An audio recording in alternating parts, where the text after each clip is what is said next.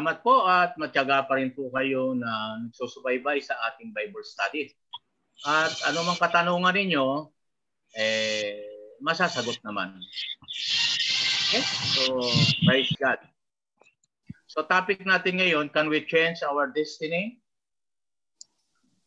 Can we change our destiny? No. Sister Lisa Antonio, do you have any idea? Kung may idea ka lang, pwede ba nating baguhin ang ating destinasyon? No. Destiny. What is destiny? So destiny cannot be changed. It is written by our Creator. Destiny is like a highway on which we are traveling or driving day and night. Destiny. Sumasagot. Ano pa? Sige. Sumasagot ako, naka-mute pala ako kasi tinanong niyo ako. Akala ko okay. Ang tanong ko, Pas, ang destiny ba at future parehas? Yes. Destiny. Kasi pwede naman po natin baguhin yung future natin. Okay. So, pag-aaralan natin yan. Yan ang tatalakayin natin ngayon. So, ang destiny cannot be changed. May dalawang uri yan mamaya. Sige po. Okay. Destiny is like a highway on which we are traveling or driving day and night. We have to be careful in the journey of life. Ingat daw tayo habang tayo ay nagbibiyahe sa mundong ito, ingat tayo. Just like while traveling on the highway, we come across many junctions.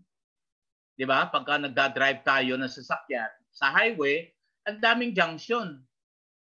And similarly, in life, we come across many junction. Diba? Sa buhay natin, marami rin junction. Ano ba junction? Nagsasangasangang daan. Diba? Ngayon, when we come across junction on a highway, we stop to decide the direction to take. So magdidesisyon tayo. Saan na tayo pupunta? Kaliwa o kanan? Should we turn right or left? Or go straight? Or turn back as we feel lost? Sa tingin natin, parang naliligaw na tayo. Habang nagbibiyahe tayo, itigil muna. Parang nagbiyahe kami noon mula Riyadh hanggang Dammam. Kasama ko si Casey ata noon. Pagbalik, tatlo na lang kami ng aking asawa at saka si Casey. Ang biyahe namin, nakalagay, papunta ng Iraq. Tumigil kami, pero ang hirap mag-U-turn kasi ang haba ng highway.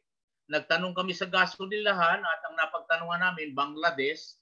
Sabi ng Bangladesh, Alatol! Alatol! Riyadh! Sabi ko, bakit ganun? Riyadh, ang boundary na narating namin ay to Iraq. Ako tayo, tigil tayo. So, yun ang napagtanungan namin Bangladesh ay hindi alam ang pagbalik papuntang Riyadh. So, ganun din po dito sa buhay. Somebody for the right advice and direction and then proceed with our journey. So sa ating buhay, bilang Kristiyano, hinalimbawa ito ng isang nagdadrive ng sasakyan. Ngayon, ano ba ang ating pwedeng pagtanungan habang nagjo-journey tayo sa mundong ito as Christian? Para hindi tayo mapawari-wara. Bible. Bible. Salamat. Kasi ang Bible, yan po ang nagbibigay ng tamang direction sa buhay natin. Hindi pwedeng hula-hula. Diga? Pag hula-hula, mahirap yan. Sabi kasi ng lolo. Sabi kasi ng kinagis na namin reliyon. Kung wala sa Bible yun, delikado ka. So the junction in life are times of decision making. Kailangan magdedesisyon tayo sa ating future. Tama yun. Sabi mo nga kanina na pati future ba alam ng Diyos? Na hindi na ba mababago? Ay yung pagkahirang sa atin, hindi na magbabago yan. Pero yung buhay natin, nasa ating decision yun. Gusto mong umunlad, halimbawa, hindi ka pakikialma ng Diyos. So anong gagawin mo kung gusto mong umunlad? Ay di mag-aaral ka. Kung sabi ng tatay mo mag-aaral, mag-aaral ka. So that is your decision. Mag-aaral ka ba o hindi? So, pag hindi ka nag-aral, ano ang mangyayari sa'yo? Yan po ang destiny na pwedeng mabago. Depende sa'yo. Hindi naman tayo pinanganak na ganun na lang ba tayo? Hindi na ba tayo uunlad? Nasa ating decision po yun. What we want to do for our future, we make decision to proceed further in life and keep making decision as life goes on. Nasa atin po yun. Hindi pwede po na hindi ka kikilos. May pangarap ka, hindi ka kikilos. Ang pangarap ko noon mababa lang. Gusto ko lang maging mananahi. Nag-aral po kami doon sa amin sa Mindanao, tailoring. So, parang wala rin pag-unlad ang pagpananahi kasi may kanta. Ano ba kanta? Kay ang pananahi igo lang sa kinabuhi. Sa Bisaya yon. Ang pananahi daw ay hanggang sa pamumuhay lang. Hanggang ano lang, hanggang bibig lang. So nangarap ako maging sundalo at natupad naman. So ano yon? Ang destiny para ikaw ay umunlad nasa decision din natin. Nakuha niyo ba ho? Amen. Nasa decision yan. Gusto mo umunlad? Anong kurso ang malaki sweldo? Eh kung kaya ng magulang mo, magdoktor ka. Di magdoktor ka. Malaki sweldo. Eh kung katamtaman lang ang kinikita ng magulang, ay mekaniko lang. O teacher. Eh nasa decision yon. Okay, nakuha niyo po. Ngayon, yan po yung buhay. Gusto natin pag-unlad, nasa decision natin yun. Ngayon, yung kaligtasan na pagkapili sa atin ng Panginoon, wala sa atin yun. Ang kamatayan, wala din sa atin. Ang destiny natin talaga ay mamamatay tayo. Tingnan natin sa Biblia. Death is a destiny that we cannot change. Pwede ba nating baguhin ang ating kamatayan? No. Sabi ng Biblia pagdating mo ng 80, kung wala kang bisyo, malakas ang iyong katawan, makakarating ka. Pero kung marami kang bisyo noong kabataan mo, lalo't mga lalaki, 70 lang, 60 lang, dami nang naunat ang paa. Bakit? Dami bisyo Bawal ang mga kolesterol. Kain ka ng kaya ng kolesterol. Pulutan kasi. Bawal ang magsigaryo. Sigaryo ka ng sigaryo. Takihin ka sa puso. Kaya ako nakaranas na ako niyan. Wala pa akong 60. 50 pa lang. Sa Saudi. Inatake ako dyan. Why? Bawal naman Wala naman kasing nagsasabing bawal Hindi ko naman alam ang salita ng Diyos Sa laklak dito, laklak doon. Alam niyo naman sa probinsya, kung walang ulam, yung adobo na natirang mantika, yun ang aming kinakain. Pag ulam na yun. Yun pala ay naiipon ng kolesterol. Kaya nasa lifestyle din. Ngayon, ang kamatayan, hindi mo mapipigil yan. Kahit marami ka pang vitamin na iniinom, matatapos ka sa mundong ito. Hebrews chapter 9 verse 27. Just as people are destined to die once, and after that to face judgment. Yan po dapat pinaghahandaan ng tao. Maraming ang tao, minsan 25 years old lang, namamatay na. Kasi nakaano na yan nakadestiny na sa Diyos kung kailan tayo matatapos sa mundong ito. Pero pag binasa mo ang Old Testament, pwedeng dugtungan ang buhay ng Diyos kung mayroon kang kahilingan. Lord, gamitin mo po ako. Use me for your glory. Nagdadagdag ang Diyos eh. Mayroong propeta na nagsabi ang Diyos, hanggang diyan ka na lang. Pero humingi isa sa Diyos na madugtungan ang buhay niya. Nagdugtungan. Ganon yun. Pero nasa Diyos yun. Wala sa atin. Yan. Ano ba yung kalagayan na yan? Inihuhulog na sa hukay. Sa Saudi Arabia, ganon maglibing. So, ano ang ibig sabihin dyan? Ang kamatayan, hindi mo mapipigil yan. Okay? Kahit ano pang exercise mo, kahit ano pang vitamins mo, pag tinapos ka na ng Panginoon, tapos ka na. So, pinakamaganda, maaga pa, tanggapin mo na si Lord, maglingkod ka na, matatapos kasi ang buhay. Any question? Question po kayo?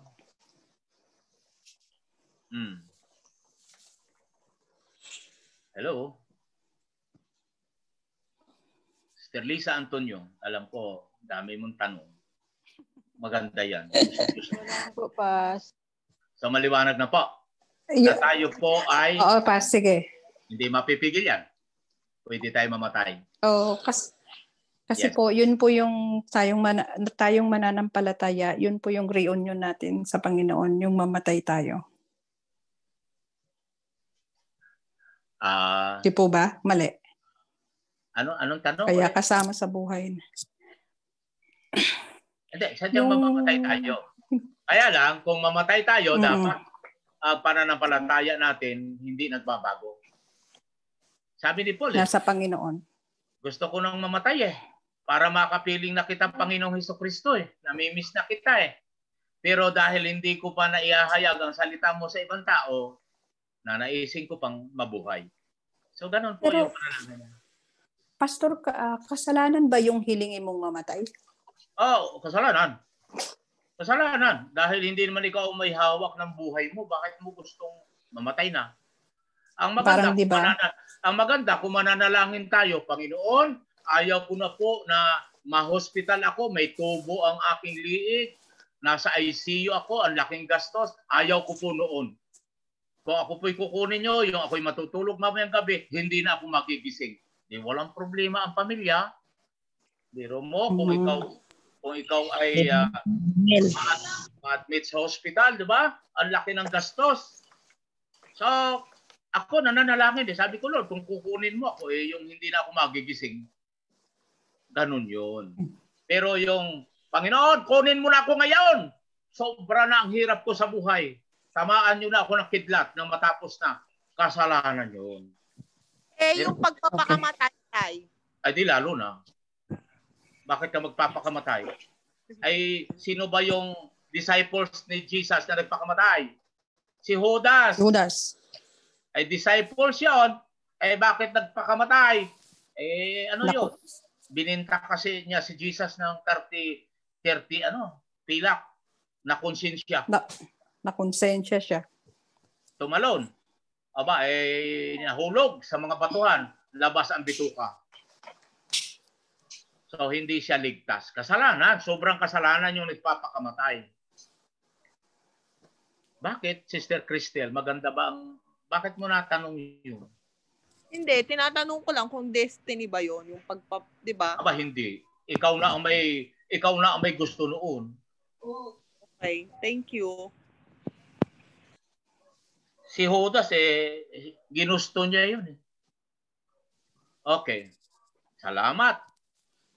So, can we move? Amen, Wala Pas. Amen. Okay. All right. Move na tayo. Ito pong talatang ito na pag-aaralan natin sa Ephesians chapter 1, verse 4 to 5, ang Diyos ang nagtakda na tayo iligtas. Dito ko na-appreciate ang mga talatang ito. Bakit? Wala pa mundo Hindi ka pa nga naisisilang, nasa loob ka pa ng tiyan wala pa nga tayo sa tiyan ng nanay natin, napili na tayo. For He chose us in Him before the creation of the world to be holy, blameless in His sight, in love. Ang tanong dyan Hindi ba lahat ng tao pinili? No. Malalaman natin sa bandang huli. He predestined us for adoption to sonship through Jesus Christ in accordance with His pleasures and will. Mag-move ako sa Tagalog para makuha na natin.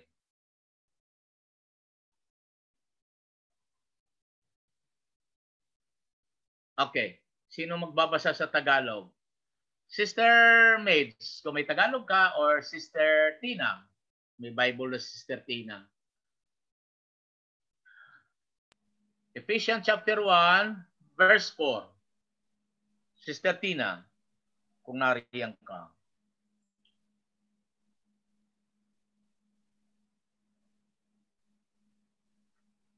Ephesians, ano yun pa? Ephesians chapter 1, verse 4. Verse 4 to 5.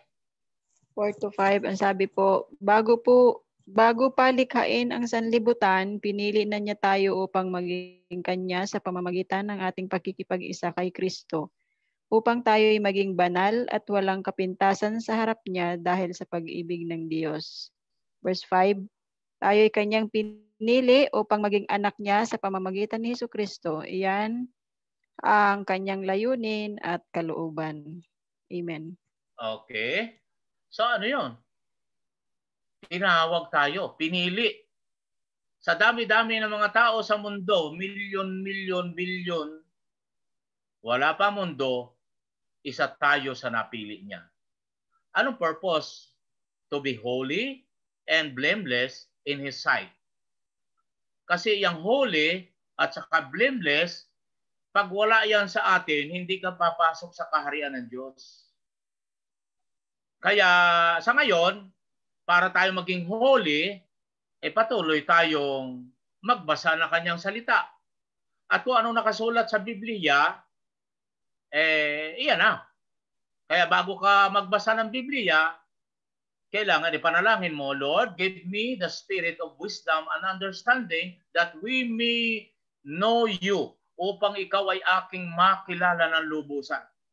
Pangalawa, kung wala ang Holy Spirit, mahirapan tayong mag-intindi ng salita ng Diyos. Why? Because the Bible is spiritual words. So we cannot understand if we are not spiritually. So we must be born again para maintindihan mo.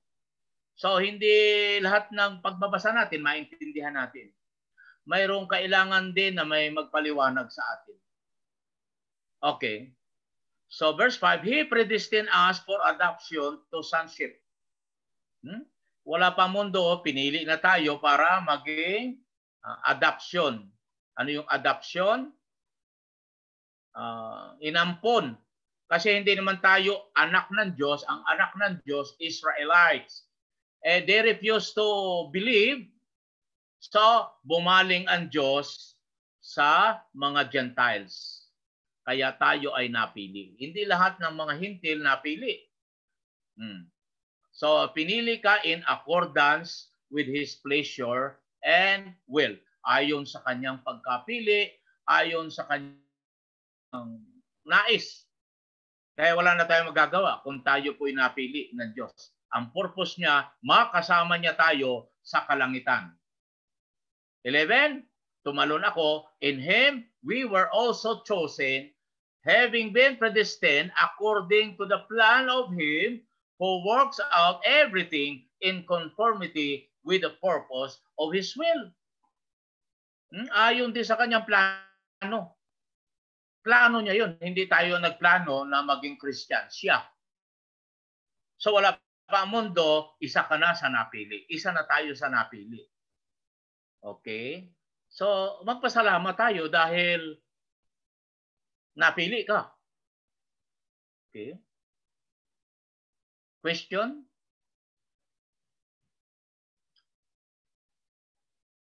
Isa tayo sa napili. Sino ang pumili? Ang Diyos. Hindi natin siya pinili. Ayaw nga natin magbasa ng Biblia. Pero dahil tayo ay napili na, wala pa ang mundong ito, sinubaybayan tayo ng Diyos nung pinagbuhay Binuntis tayo ng ating ina, ginabayan niya tayo hanggang sa lumaki, at binigyan niya tayo ng dede, nagatas, hanggang sa tayo na isilang, hanggang sa tayo pumasok sa eskwelahan, nung isinilang tayo maloko, lahat ng kalukuhan nasa atin, hanggang isang araw ay nakarinig tayo ng salita ng Diyos ng edad-edad na ganito, hanggang sa tinanggap natin siya. Hanggang sa ngayon, napili tayo. Kasi, hindi ba dapat na magpasalamat tayo?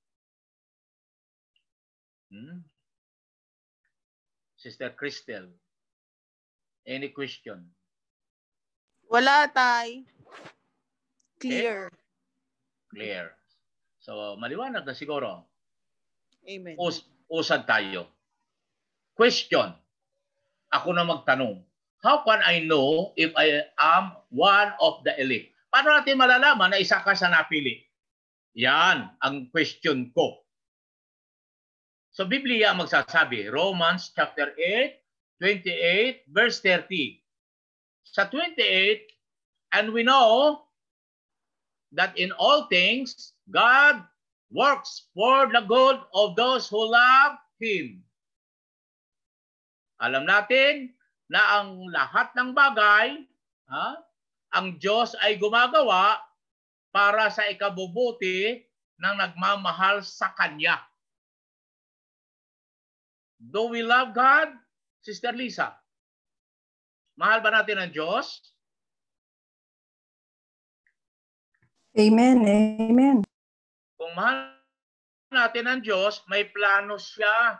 Ang plano niya, mabuti.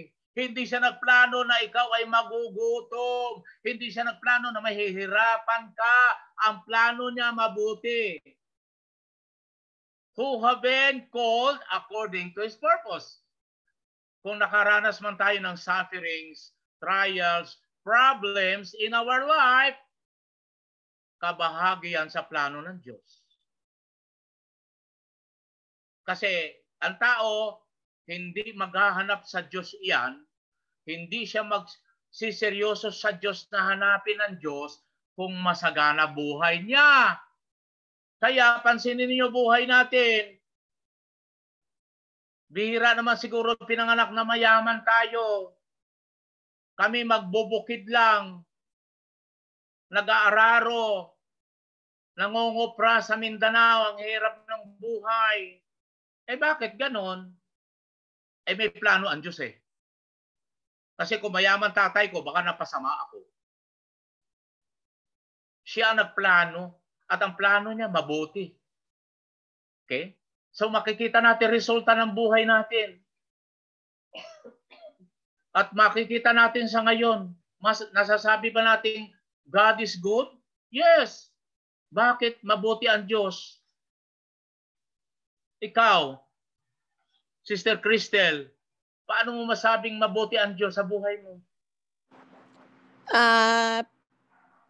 Tay, sa pang-araw-araw na blessings na natatanggap namin.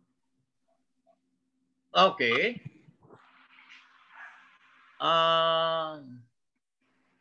Sister Lisa, paano mo nasabing God is good? Di ba ikaw may sabi nung isang araw, nagpapatotoo ka na bless ako? Di ba?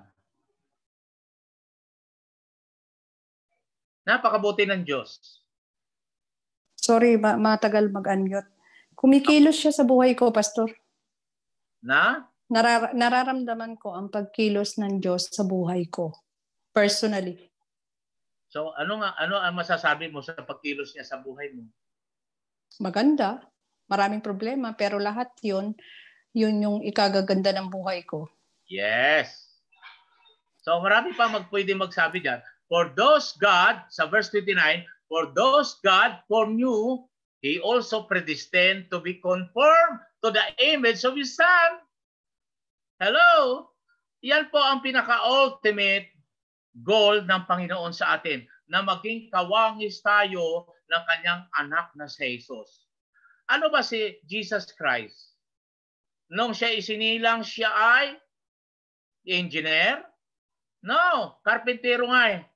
Isinilang sa saan? Sa sabsaban. Utos-utusan. Servant. Kasama niya si Jose na kanyang ama-amahan.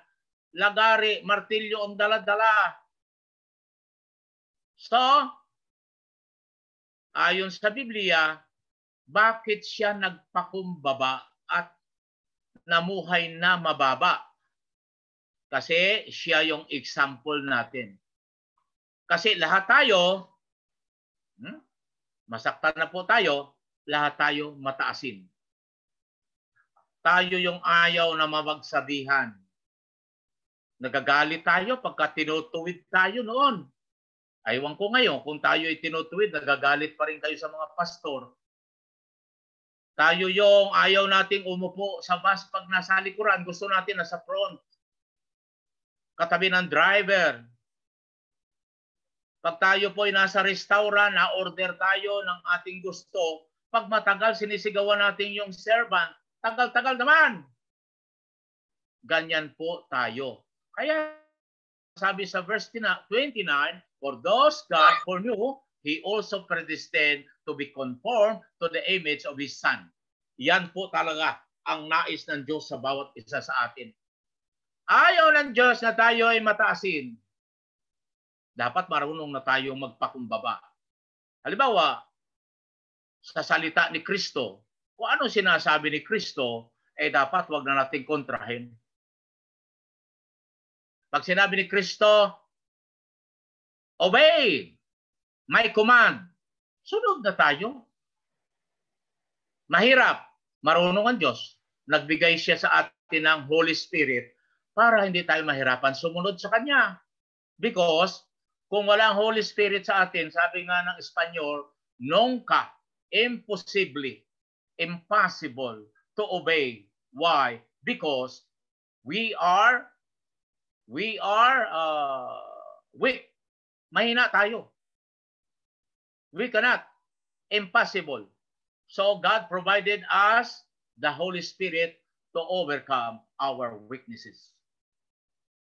Sabi niya, conform to the image of His Son.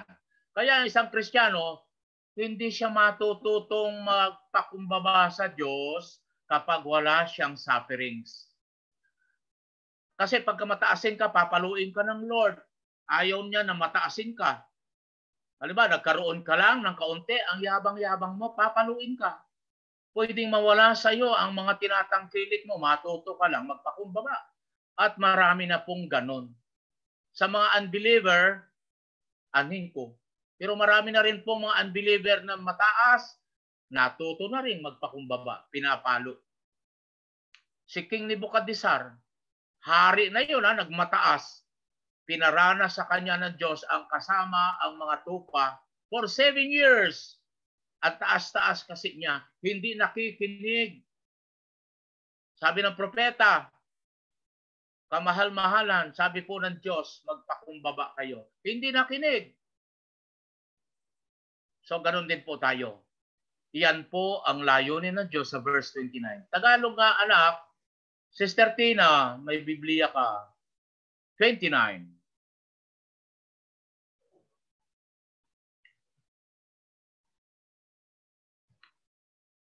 Wala po si Ate Tina, Pas. Wala. Okay, ikaw na anak. Sige anak. Pakibasa, Tagalog. Romans 8:29. Yes po. Sapagkat sa mula pa'y alam na ng Diyos kung sino ang magiging kanya at ang mga ito ay pinili niya upang maging tulad ng kanyang anak. Sa gayon, ang anak ang naging panganay sa lahat ng maraming magkakapatid. Ayan. So ang panganay natin si Jesus Christ. Pero sa binasa mo sa Tagalog, mula't mula pa kilala niya na tayo. Ano pagkakilala niya sa atin? Susunod. Alam niya na susunod tayo sa Kanya. Ngayon, ang question ko kanina, how can I know if I am one of the elect? Paano ko malalaman na ako ay isa sa mga napili ng Panginoon before the creation of the world? Nasunod. Nasunod.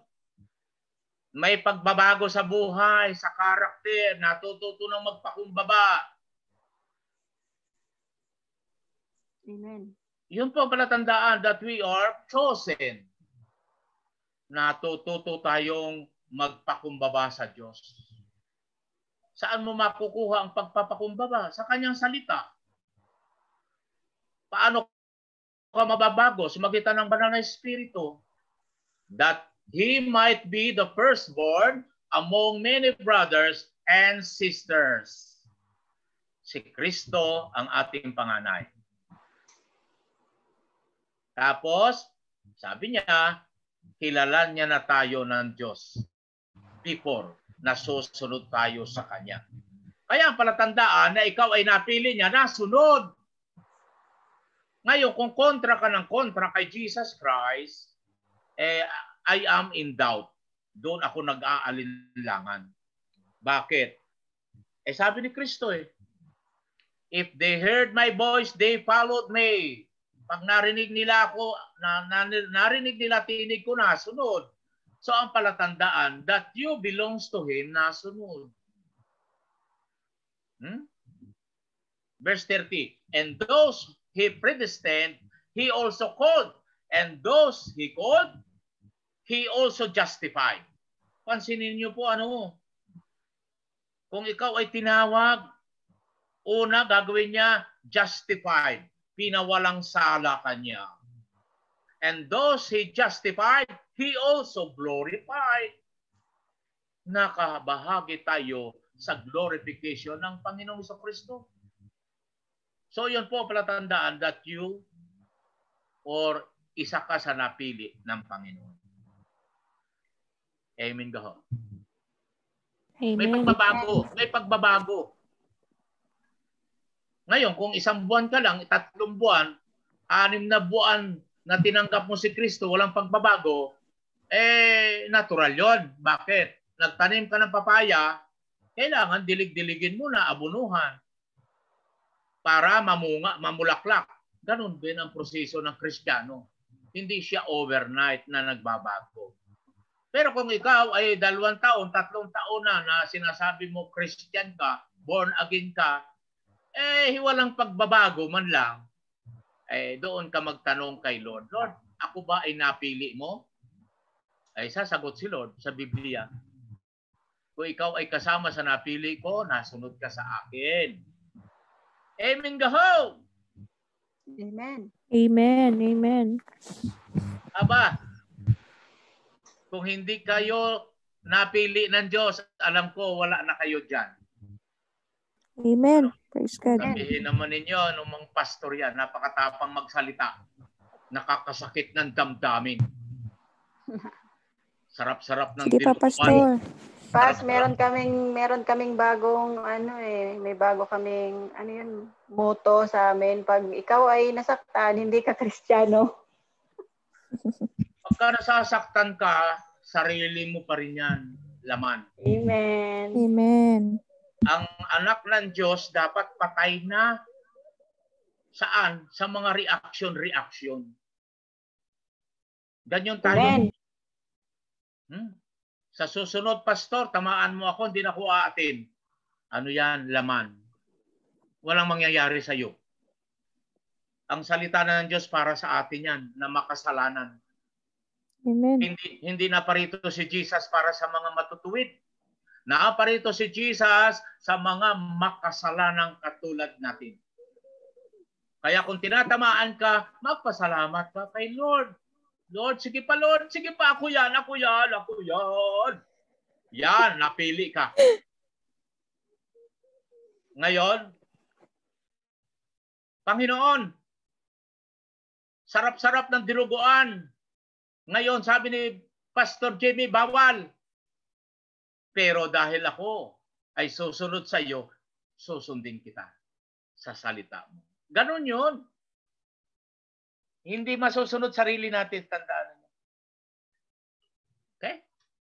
Yan po ang palatandaan na ikaw ay napili, nasunod. Okay? Natural, pwede magtanong to clarification para maging maliwanag. Natural yon. At kung hindi naman natin maintindihan ngayon, ipauunawa sa atin ng Panginoon sa mga panahong darating. Ganon din ako noon. Dahil ako'y mangangaral, pinag-aaralan ko. Kasi may magtatanong yan. At ang isasagot ko naman, kung sino yung sumulat. Diba? Si Paul, siya ang sumulat. Si Jesus sumulat. Hindi nagkukontra-kontra sila. Okay? Ano pa? How can I know if I am one of the elect? Paano natin malalaman? Ito. Tagalog. Nating sa lahat ng bagay ay gumagawa ang Diyos para sa mabuti. Kasama ang mga nagmamahal sa Kanya. Walang pinalano ang Diyos ng masama sa atin. Silang mga tinawag ayon sa Kanyang layunin. Sapagkat sa mula't-mula pa, alam na ng Diyos kung sino ang magiging Kanya. At ang mga ito'y pinili niya upang maging katulad ng Kanyang anak. Sa gayon siya ang nagiging panganay sa lahat ng maraming magkakapatid. So, siya ang pumili. Wala pa mundo, pinili ka na. Verse 30, ang mga pinili niya noon pang-una ay Kanyang tinawag. At ang mga tinawag ay Kanya rin pinawalang sala. At ang mga pinawalang sala ay Kanyang binahanggan, ginan ng Kanyang kaluwalhatian. Kaya pag nagbabago tayo, nalololhati ang Ama. Tuwan-tuwa siya pagka nagbabago tayo. Nakuha niyo po, tayo ang glorification ng Diyos pagka tayo ay nagbabago sa buhay. Nasunod sa Kanyang salita, nag-glorify ang Ama. Pero pagka tayo ay nagiging masuwayin sa Kanya, hindi siya nag-glorify. Nalulungkot ang Lord. So kung ikaw ay kasama sa napili, nagbabago ka. Nasunod ka. Okay? Salamat po. Tinagalog ko lang. Ito pa. Paano nalalaman ikaw ay kasama sa napili? No one can come to me unless the Father who sent me draw them. And I will raise them up at the last day. Sa Tagalog, walang makakalapit sa akin, sabi ni Jesus, maliban ang Ama ang naglapit sa Kanya. Hello? Tandaan niyo po, hindi po si Jesus Christ ang naghahanap, ang Ama. Sa dami-dami ng tao sa mundo, ang Ama ang naghahanap para ilapit sa Kanyang anak.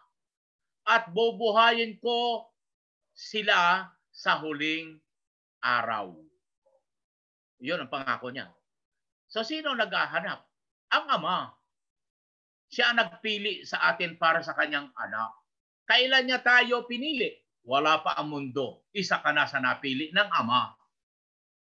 At noong ikaw ay sinilang, dumating si Kristo, siya din ang nagdala sa iyo kay Kristo. Ginamit lang ang mga speaker, ginamit na yung pastor o sino man. At ang sabi niya, bubuhayin ko sila sa huling panahon. Okay? Ngayon, paano nalalaman na ikaw nga ay napili? Ito ang sabi ni Kristo, my sheep, listen to my voice. I know them. Sabi ni Kristo, pag narinig nila tinig ko, nakikinig. Kilala ko sila. And they follow me. So ang palatandaan na ikaw isa sa napili, nakikinig ka, nasunod ka, nauuhaw ka sa Kanyang salita. Hindi yung pag tinatamaan, naadis ka. Yun, delikado po yun. Delikado. Bakit?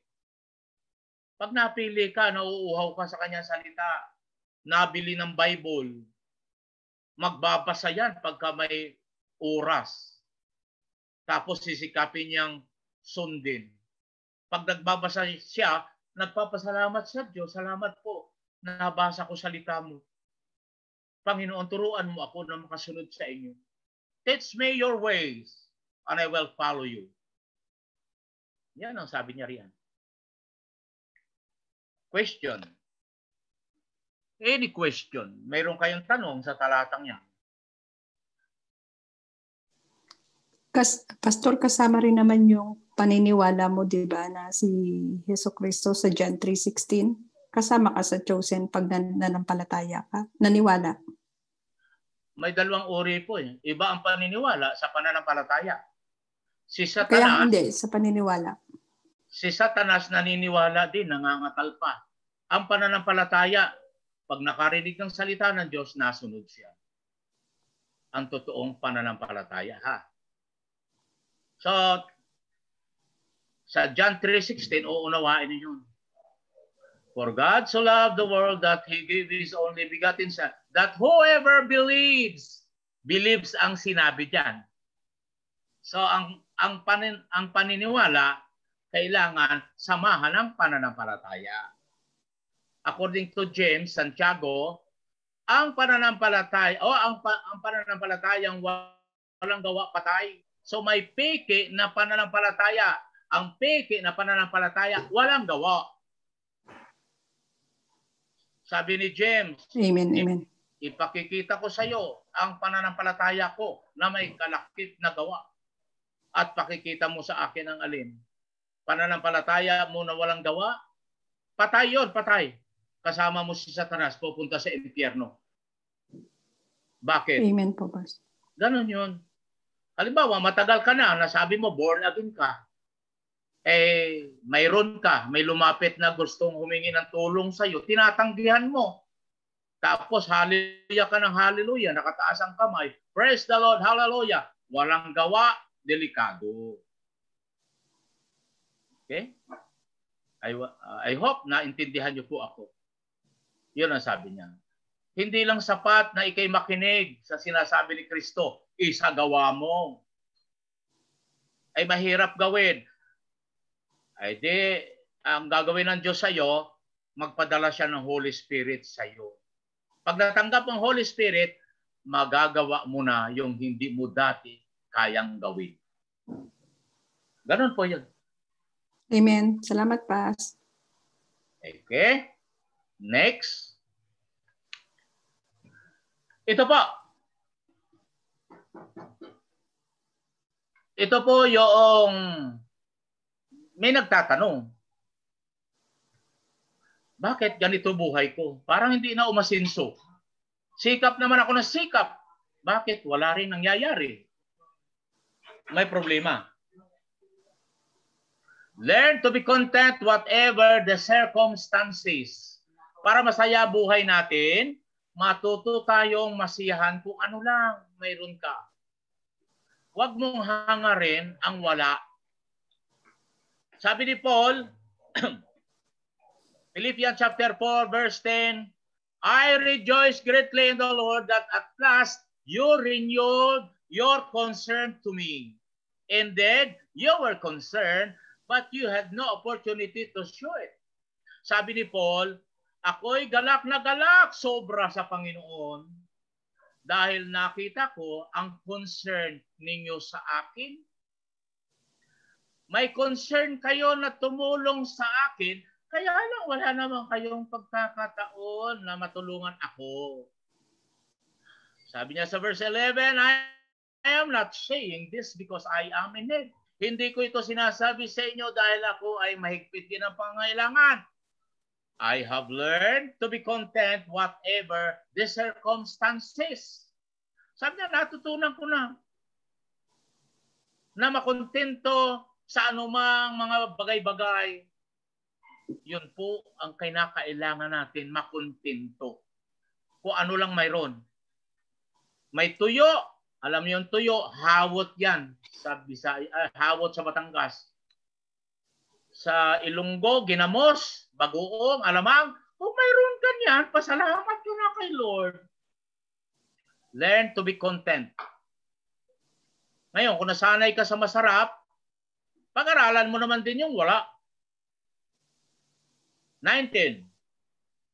And my God will meet all your needs according to the riches of His glory in Christ Jesus.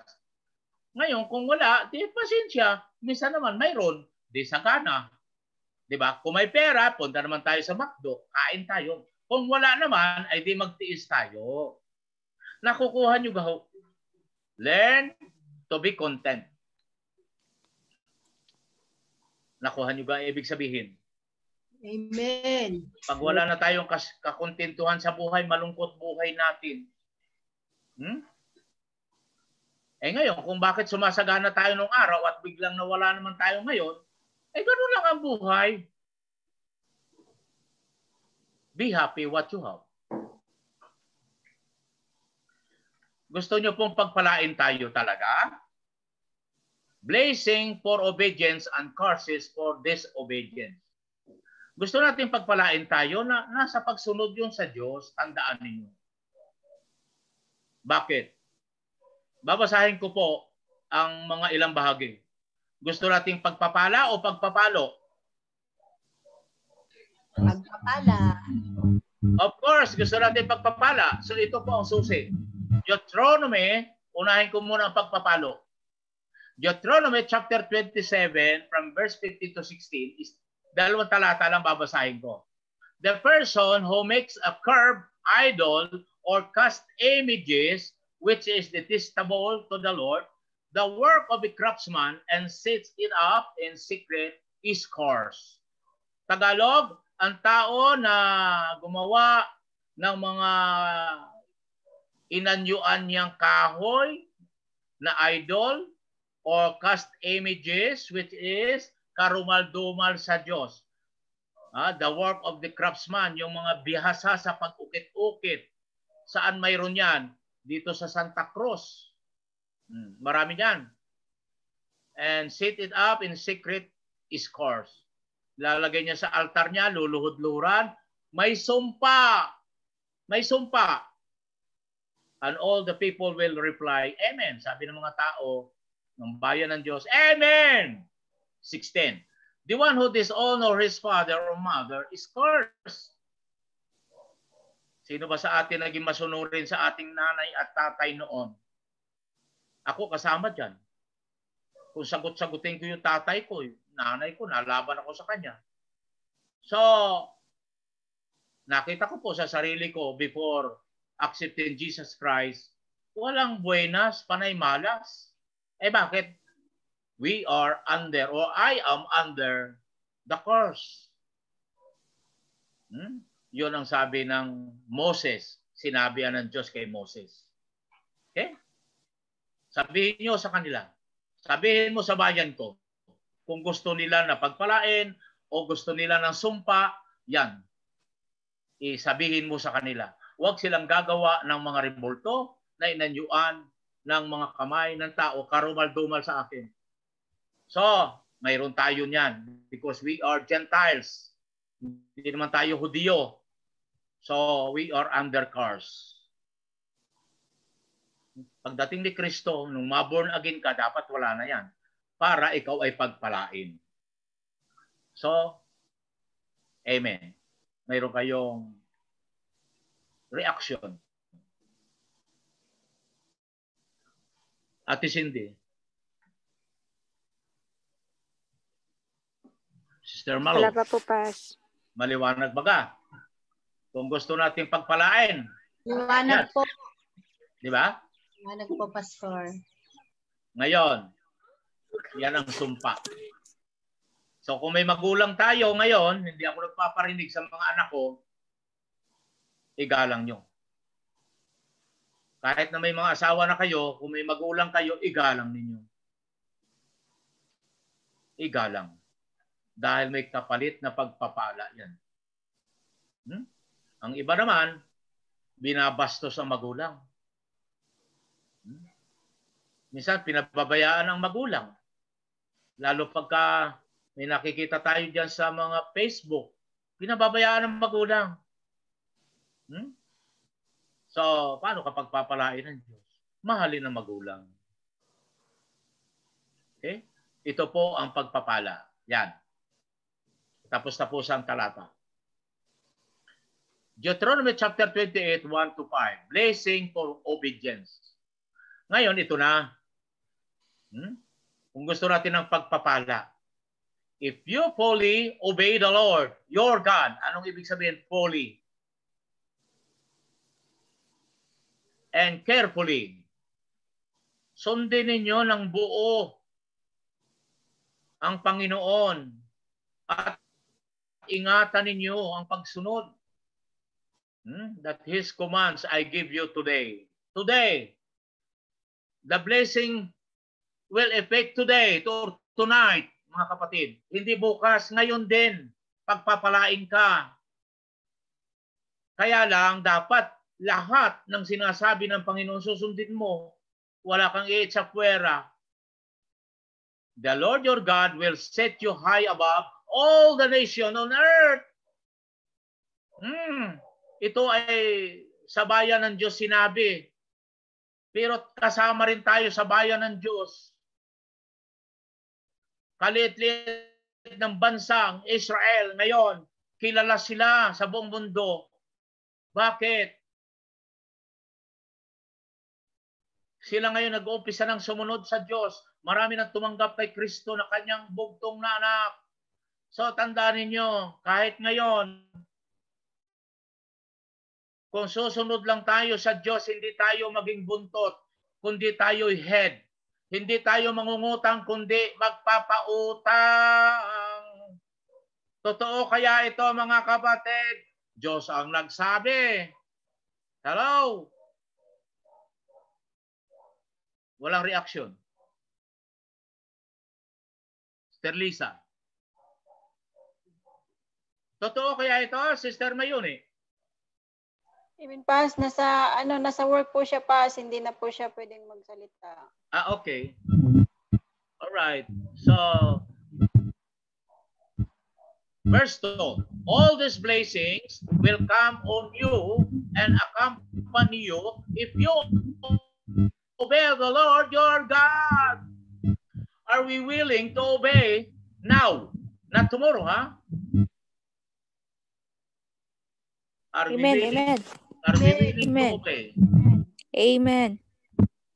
Now, if you are willing to obey, all these blessings will come on you and accompany you. Mag-o-overtake pa yan. Naranasan ko na yan, mga kapatid. Nung nariyan ako sa Saudi, ako na sumusuko sa part-time. Overtime, ako sumusuko kasi ang katawan ko ay parang nangihina. Nag-duty na, mag-overtime pa. Binabayaran naman. So, totoo, pagka inuna mo ang Panginoon, mag-overtake sa iyo ang blessings. Verse 3, you will be blessed in the city and blessed in the country. Mag-abroad ka man, pagpapalain ka. Uuwi ka man ng Pilipinas, pagpapalain ka. Kasi ang pagpapala, wala sa lugar. Ang pagpapala na kay Jesus sa pagsunod sa kanyang salita. Tandaan niyo po ito. Verse 4, the fruit of your womb will be blessed. Walang magiging baog sa inyo. And the crops of your land and the young of your livestock, the calves of your herds, and the lambs of your flocks. Nako, mayroon akong pamangkin sa Mindanao. Hindi makadidi yung dalawang anak ng baboy na alaga niya kasi sumobra, kulang ang didi ng ina. Sabi nila ba, sobra naman, ang dami naman ng anak ng iyong alagang baboy. Christian po siya. Kaya po, nasa pagsunod ng salita ng Diyos. Verse 5, your basket and your kneading trough will be blessed. Basket niyo po, hindi mawawala ng ulam. Sa probinsya, ang basket, diyan nilalagay ang tuyo, diyan nilalagay ang mga pang-ulam, ilalagay nila doon sa tapat ng lutuan kasi walang refrigerator. So, yan po ang sabi ng Diyos. Now, if you fully obey the Lord your God, now, if you fully obey the God, carefully follow His command, I give you today, the Lord your God will set you high above all the nations on earth. Magandang gabi po sa inyo, mga kapatid. So, ang pag-unlad sa buhay, hindi ka pakikialma ng Diyos. Nasa decision mo yon. Kung ikaw baga, ay maghahanap ng ikabubuhay mo, makakasumpong ka. Okay? Ang sabi ng Panginoon, unahin mo lang ako higit sa lahat, and all these things shall be added unto you. So, hindi ka niya pagkukulangin. Kung hindi ka naman niya yaman, hindi ka naman niya pagkukulangin. Alin ang maganda? Siya nakakaalam. Pero nasa atin ang desisyon kung tayo baga ay mamumuhay ayon sa katwiran ng Diyos, siya bahala sa atin. Okay? Amen gaho. Amen. Amen. Ay pababayaan ng Panginoon, tandaan ninyo. Mayroon naman tao, unbeliever sila, ay may 20 taon na magpapasura pa rin. Ngayon, tinanong ko kay Lord, bakit yung magpapasura na yun? Ay hindi na tumigil ng pagpapasura, bisikleta at tinutulak, pinipidal. Sumagot ang Diyos. Sinadya ko rin yun. Kasi kung walang magbabasura, sino maghahakot ng basura natin? Si Lord nakakaalam. Pero kung anak ka ng Diyos, hindi kanya pababayaan. Amen? Yan po ang atin po kapahayagan ng Diyos. Yung pagkapili sa atin, destiny yun ng Diyos. At paano malalaman na ikaw ay napili? Nagbabago ang iyong buhay. Nagbabago pati ugali. Marunong magpakumbaba. Pero kung may kataasan ka pa, hindi ka marunong makinig, kinokontra mo pa, mayroong problema. Okay? Yan po. Ito po ang hindi na mapipigil natin, yung kamatayan. Yan. Ang tao ay destiny niya na mamatay. Minsan lang, and then ililibing, and then huhukuman siya. Hindi po, parang may bukas na. Pero di ba? Hindi naman. Parang naungol. Na. So, yan po ang mensahe natin. Can we change our destiny? Yung kaligtasan, ililigtas talaga tayo. At nangako siya. See? Ang hindi mababago ay yung kamatayan. Mamamatay tayo. Ang pag-unlad sa buhay, depende sa atin. Kung ikaw baga ay magsisikap, magiging masipag ka, uunlad ka rin. Paano yan? Kung tanghali na ang gising, walang pag-unlad dyan. Nakalagay sa Biblia. Ganon po yun. Ngayon, kung ikaw naman ay... Nagpupuyat kasi kami, Pas, kaya tanghali gising. Wala naman po. Wala na problema sinasabi ko. Sabi ng Biblia, ang mga taong tanghali na ang gising, walang pag-unlad sa buhay. At mapapansin mo yung mga naunlad sa buhay, maaga pa nagising, nasa palengke na, namimili at ititinda doon sa kanilang tindahan. So, yun ang ibig ko sabihin. Okay? Wala kayong question?